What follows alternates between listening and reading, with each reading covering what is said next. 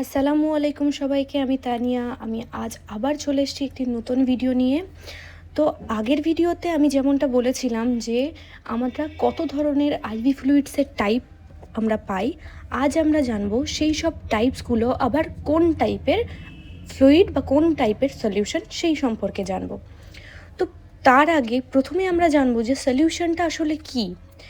সলিউশনটা হলো সলিউট এবং সলভেন্ট মিলে যে মিশ্রণটা তৈরি হয় সেটাই হলো সলিউশন।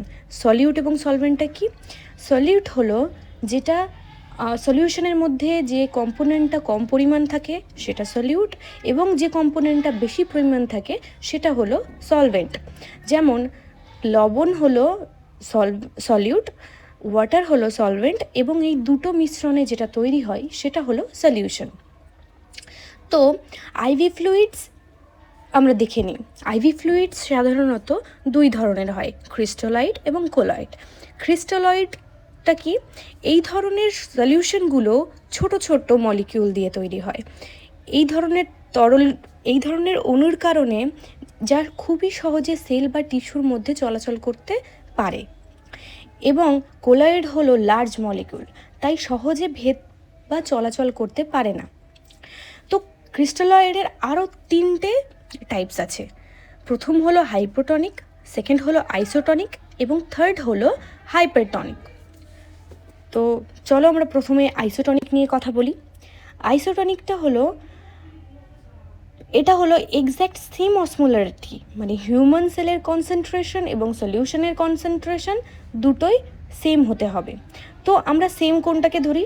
0.9%টাকে আমরা সেম হিসাবে ধরি, 0.9টাকে আমরা নর্মাল হিসাবে ধরি।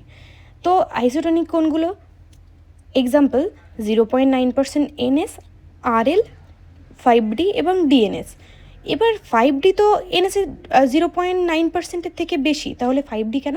এখানে এই 5Dটাই এক্সেপশন আছে, এটাকেও আইসোটনিক হিসাবেই আমরা ধরি। এই ধরনের সলিউশনগুলো কি করে? ইন্ট্রাসেলুলার এবং এক্সট্রাসেলুলারের কনসেন্ট্রেশন সমান রাখতে সাহায্য করে। তো নেক্সট হলো হাইপোটনিক সলিউশন। হাইপোটনিক সলিউশন কি? আমি আগেই বললাম যে 0.9%-এর উপরে গেলে হাইপারটনিক, 0.9%-এর নিচে গেলে হাইপোটনিক, এবং যদি সমান 0.9% থাকে তাহলে সেটা আইসোটনিক। তো হাইপোটনিক মানে আমরা এখানে বুঝেই যাচ্ছি যে 0.9%-এর কম হবে।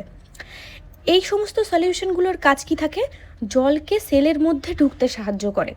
আর তাহলে এগুলো আমরা কখন ইউজ করব? যখন আমাদের সেলুলার ডিহাইড্রেশন হবে। তো একটা এক্সাম্পল, ডায়াবেটিক কিটো অ্যাসিডোসিস। আমরা এই ক্ষেত্রে আমরা হাইপোটনিক সলিউশন ইউজ করি। সেগুলো কোনগুলো? 0.9%-এর থেকে কম, যেমন 0.45% NS, 0.33% NS, 0.2% NS। তো আমাদের হাইপোটনিক শেষ। তো এবার হাইপারটনিক সলিউশন। হাইপারটনিক সলিউশনে সল্টের কনসেন্ট্রেশনটা বেশি থাকে, যে কারণে সেল থেকে জল বাইরে বেরিয়ে যায়, সেল থেকে জলকে বাইরে বার করে দেয়। তো তখন এক্সট্রা সেলুলারের ভলিউম বেড়ে যাবে। তো আমাদের এক্সট্রা সেলুলার ভলিউম বেশি কখন দরকার হয়? যখন হিট স্ট্রোক, হাইপোভলিমিয়া বা হাইপোনেট্রিমিয়া হয়, তখন আমাদের হাইপারটনিক সলিউশনের প্রয়োজন পড়ে। তো আমরা ক্রিস্টালয়েডসের টাইপসগুলো দেখলাম। এবার কোলয়েডস আমি আগেই বলেছি, এটা লার্জ মলিকিউল হওয়ার কারণে সহজেই ভেদাভেদ করতে পারে না। তো এটা সাধারণত কিসের জন্য ইউজ হয়? এই সলিউশনগুলো ইউজ করা হয় হাইপোভলিমিক শকে, বার্নসে, এবং যাদের অ্যালবুমিন কমে গেছে বা হাইপো অ্যালবুমিনিয়া হয়ে গেছে তাদের ক্ষেত্রে এই কোলয়েডস ইউজ হয়। যেমন কি? অ্যালবুমিন, দেন ডেক্সট্রান, দেন হিম্যাক্সেল। তো আজকের ভিডিওতে এতটুকুই। নেক্সট কোন টপিকে ভিডিও চাও সেটা আমাকে কমেন্ট করতে পারো, এবং যদি কোনো বন্ধুদের কনফিউশন থাকে তাদের কাছে ভিডিওটা শেয়ার করতে পারো। Thank you for watching.